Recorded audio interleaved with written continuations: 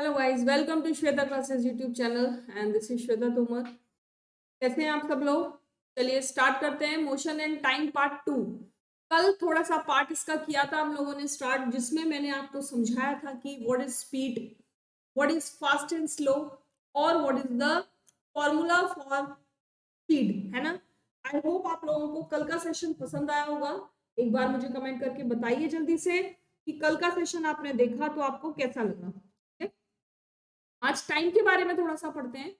चलिए स्टार्ट करते हैं। Measurement of time. Have you ever wondered how our elders could tell the approximate time of the day by just looking at shadow? कि आप लोगों को मालूम है कि पुराने टाइम के जो लोग होते थे या पुराने टाइम के जो लोग आज भी हैं, वो बिना घड़ी को देखे कैसे आपके अप्रोक्सीमेट टाइम को बता देते हैं कि अब इतने बजे हैं, अब इतने बजे हैं। कैसे बताते हैं? केवल शेडो को देखकर बताते हैं। किसकी शेडो? जो धूप से शेडो बनती है किसी भी ऑब्जेक्ट की, जो वॉल वहां पर खड़ी है या कोई भी ऐसी कोई मकान वहां पर खड़ा है, कोई पेड़ वहां पर खड़ा है, तो उसको देखकर वो अंदाजा लगा लेते थे और ये बताते थे कि ये अब ये टाइम हो रहा है ना।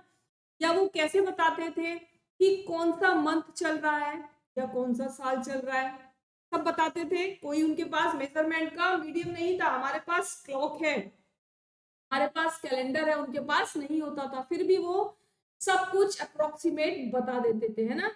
Our ancestors noticed that many events in nature repeat themselves after definite interval of time। यानी हमारा हमारी जो नेचर है उसमें बहुत सारे इवेंट ऐसे होते हैं जिसमें बहुत सारी चीजें बिल्कुल एक डेफिनेट टाइम इंटरवल के बाद रिपीट होती हैं। जैसे हर 12 घंटे के बाद दिन होता है, हर 12 घंटे के बाद रात होती है, हर साल एक ही मौसम में गर्मी आती है, उसके बाद बारिश आती है और उसके बाद सर्दियां स्टार्ट हो जाती हैं, है ना। तो ये टाइम पीरियड ऐसे टाइम पीरियड होते हैं जो फिक्स होते हैं, ये इंटरवल ऐसे इंटरवल होते हैं जो फिक्स होते हैं और इन्हीं से हम पूरे के पूरे साल का अंदाजा लगा देते हैं। मंथ कैसे कंप्लीट होता है भाई? हर मंथ के बीच में क्या होता है बताओ? हर मंथ के बीच में एक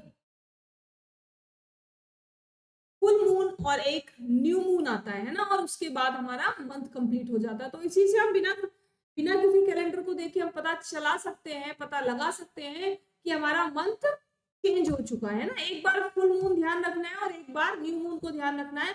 फिर उसके बाद, क्योंकि 15-15 डेज बाद आते हैं दोनों, और 30 डेज का 1 मंथ होता है और उसके बाद हमारा मंथ चेंज हो जाता है। आगे देखते हैं। For example, they found that sun rises every day in the morning. उनको पता था कि जो सूरज उगता है वो सुबह सुबह उगता है। The time between one sunrise and the next was called day. यानी पहले आज के दिन के सूरज उगने से अगले दिन के सूरज उगने तक का जो दिन होता है वो एक दिन बनता है, यानी जिसको हम कहते हैं 24 आवर्स, है ना। आज सूरज निकला है 6 बजे, तो कल के 6 बजे तक क्या होगा? 24 आवर्स। और 24 आवर्स का क्या होता है? 1 डे होता है। और ऐसे वो पता लगाते थे कि एक दिन कंप्लीट हो गया। Similarly a month was measured from the new moon to the next. और जो मंथ कंप्लीट होता है वो एक न्यू मून से दूसरे न्यू मून तक, हर मंथ में एक बार न्यू मून आता है और एक बार क्या आता है? फुल मून आता है ना। या तो एक न्यू मून से स्टार्ट करो या पहले फुल मून से स्टार्ट करो। जहां से स्टार्ट किया है वहीं तक आपका 1 मंथ कंप्लीट हो जाएगा। आप अंदाजा लगाकर देखना एक बार कैलेंडर से। A year was fixed at the time taken by the earth to complete one revolution of the sun। और ईयर कैसे कंप्लीट होता है? जब जो अर्थ है वो सन का एक रिवॉल्यूशन कंप्लीट कर लेती है तो 1 ईयर कंप्लीट होता है। यानी एक बार गर्मी निकल जाएगी, एक बार बारिश का सीजन निकल जाएगा, एक बार ठंड का सीजन निकल जाएगा, तो आपका 1 ईयर कंप्लीट हो जाएगा। ठीक है, चलो। Often we need to measure intervals of time which are much shorter than the day. यानी हमको अब जरूरत थी तो एक दिन में भी कम टाइम, एक दिन में भी हमको टाइम की जरूरत पड़ती है। जैसे हम बोलते हैं ना 1 घंटा पढ़ लेंगे, उसके बाद 1 घंटा हम ये काम कर लेंगे, फिर हमें स्कूल भी जाना है, हम सुबह 7 बजे स्कूल जाएंगे, दोपहर को 2 बजे लौट के आएंगे। तो दिन के बीच में भी तो हमको टाइम मेजर करने की जरूरत पड़ती है। इसी टाइम मेजर करने के लिए जो हम यूज किया वो था आपका clock. Clocks or watches are perhaps the most common time measuring device. Have you ever wondered how clocks and watches measure time? कैसे क्लॉक और जो आपकी वॉचेस होती हैं वो टाइम मेजर करती हैं? Working of clock is rather complex, but all of them make use of some periodic motion. यानी इनका जो टाइम है ना, जो काम करने का जो इनका तरीका है वो थोड़ा सा कॉम्प्लेक्स है, लेकिन उसके बाद भी ये किस मोशन में चलती है, ये पीरियडिक मोशन में काम करती हैं। सारी की सारी पीरियडिक मोशन में काम करती हैं, जिस टाइम से चलेंगी उसी टाइम में, यानी 12 आवर्स के बाद ही अपने आप को रिपीट करती रहेंगी। One of the most well known periodic motion is that of simple pendulum. और जो पहला पीरियडिक मोशन है, बहुत नोन है, बहुत सिंपल है, उसको हम कहते हैं सिंपल पेंडुलम। क्योंकि सिंपल पेंडुलम यहाँ से चलना स्टार्ट करता है, फिर यहाँ आता है, फिर यहाँ जाता है, फिर यहाँ आता है, इस तरीके से ये चलता रहता है। और इसी के साथ साथ ये क्लॉक की जो आपको निडल्स दिखाई दे रही है, जो हैंड्स दिखाई दे रहे हैं, वो भी आपके मूव करने लगते हैं। ठीक है। A simple pendulum consists of a small metallic ball or a piece of stone suspended from the rigid stand by a thread. तो सिंपल पेंडुलम होता है, उसमें एक बॉल लटकी हुई होती है, किस पर, या तो बॉल होगी या कोई स्टोन होगा किसी भी थ्रेड पर। The metallic ball is called the bob, the bob of the pendulum। यानी इसको क्या बोलते हैं, जो बॉल लटकी हुई है इसको हम बोलते हैं Bob. When the bob of the pendulum is released after taking it slightly to one side, it begins to move to and fro। इसका जो मोशन है ना, इसका जो मोशन मैं आपको बता रही हूँ, इस तरीके से जो इसका मोशन है ये वाला, इसको बोलते हैं टू एंड फ्रो मोशन। आगे और पीछे, to and fro motion. The to and fro motion of a simple pendulum is an example of a periodic or an auxiliary motion। और यही जो इसका to and fro motion है, यही periodic motion या auxiliary motion का example है। The pendulum is said to have completed one oscillation when its bob starting from mean position O moves to A, B and back to O। मैंने आपको starting में ये बता दिया था कि जहां से चलना स्टार्ट करेगा वहीं पर जब आ जाएगा तो इसका एक पीरियड ऑक्सीलेशन कंप्लीट होगा। ठीक है। चलो, अब आता है आपका units of time and speed. अब टाइम की और स्पीड की यूनिट्स क्या होती हैं? The basic unit of time is second. Time की ये याद रखना, टाइम की जो बेसिक यूनिट है वो सेकेंड है ना, और इसका जो सिंबल होता है वो क्या होता है? एस। ठीक है। टाइम का जो सिंबल होता है एस, और जो बेसिक यूनिट है वो है सेकेंड, क्योंकि सेकेंड है इसीलिए इसको एस से डिनोट करेंगे। Larger unit of time are minutes and hours. और जो बड़ी बड़ी यूनिट्स हैं, बेसिक यूनिट याद रखनी है बस आपको सेकंड है, क्योंकि जब भी हम किसी चीज की स्पीड निकालते हैं ना, तो या तो पर आवर में निकालोगे या सेकंड में निकालोगे। ठीक है। बाकी डिपेंड करता है कि क्वेश्चन आपको कैसा दिया हुआ है। अगर यहाँ पर सेकंड लिखा हुआ है तो जो आपका किलोमीटर होगा वो किसमें होगा? मीटर होगा। डिस्टेंस जो होगा वो मीटर में होगा। You already know how these units are related to one another। हमको पता है कि कैसे रिलेट करती है भाई। 1 आवर इज इक्वल टू होता है 60 मिनट, और 1 मिनट इज इक्वल टू होता है 60 सेकेंड। तो हम इजीली निकाल सकते हैं इनको। ठीक है। Since the speed is distance upon time, speed का फॉर्मूला है ये, है ना, अभी बताया था मैंने आपको लास्ट क्लास में। Basic unit of speed is metre per second. Speed की जो बेसिक यूनिट है वो है मीटर पर सेकेंड। यानी अगर सेकेंड में आपका टाइम है तो जो आपकी डिस्टेंस होना चाहिए, it should be in metre. Of course it could also be expressed in other units such as metre per minute और किलोमीटर पर आवर। अगर यहाँ पर मीटर है तो यहाँ मिनट भी हो सकता है, लेकिन अगर यहाँ पर किलोमीटर आपका डिस्टेंस है तो जो टाइम होगा वो आपका आवर में होगा। ठीक है। और मीटर पर मिनट में केवल तब होगा जब आपको दिया हुआ होगा, अदरवाइज जो आपकी स्पीड निकलेगी या तो मीटर पर सेकंड में या फिर किलोमीटर पर आवर में ही निकलेगी। The symbols of all units are written in singular. For example we write 50 kilometre and not 50 kilometres. ठीक है। किलोमीटर बोलेंगे, किलोमीटर्स नहीं बोलेंगे। यहाँ पर 50 हो, 100 हो, 1000 हो, कितना भी। और 8 सेंटीमीटर एंड नॉट 8 सेंटीमीटर्स। ऐसे ही कितने भी सेंटीमीटर यहाँ हो जाए आप एस नहीं लगाओगे, क्योंकि जितनी भी यूनिट होती है वो सिंगुलर फॉर्म में लिखी जाती है ना। ये बात क्लियर होगी सबको? चलो, there is an interesting story about the discovery that the time period of a given pendulum is constant. मतलब बहुत इंटरेस्टिंग स्टोरी है इसके पीछे की जो पेंडुलम का टाइम होता है वो क्या होता है? कांस्टेंट होता है। You might have heard the name of famous scientist Galileo Galilei. सबने सुना है ना, साइंटिस्ट का नाम, जिनका नाम था गैलीलियो गैलीली। कब पैदा हुए थे? 1564 में। कब मरे थे? 1642 में। It is said that once Galileo was sitting in a church, वो एक बार एक चर्च में बैठे थे। He noticed that a lamp suspended from the ceiling with a chain was moving slowly from one side to the other. और उन्होंने देखा कि एक लैंप वहां पर टंगी हुई थी जो एक चेन से बंधी हुई थी सीलिंग से, और वो मोशन कर रही थी। कैसे मोशन कर रही थी? वो पेंडुलम की तरह मोशन कर रही थी, आगे पीछे आगे पीछे।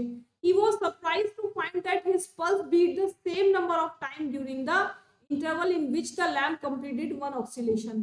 और उनको ये देखकर बहुत आश्चर्य हुआ यार, बहुत वो सरप्राइज हुए कि जो उसका इंटरवल था, जो उसका मूव करने का इंटरवल था, यानी जो टाइम पीरियड उसका था वन ऑक्सीलेशन कंप्लीट करने का, वो बिल्कुल एग्जैक्ट था। वरना एक ऑक्सीलेशन वो उतनी ही देर में कंप्लीट करती थी, जितनी देर में 0 से A तक जाएगी उतनी देर में ही वो 0 से B तक भी जाएगी।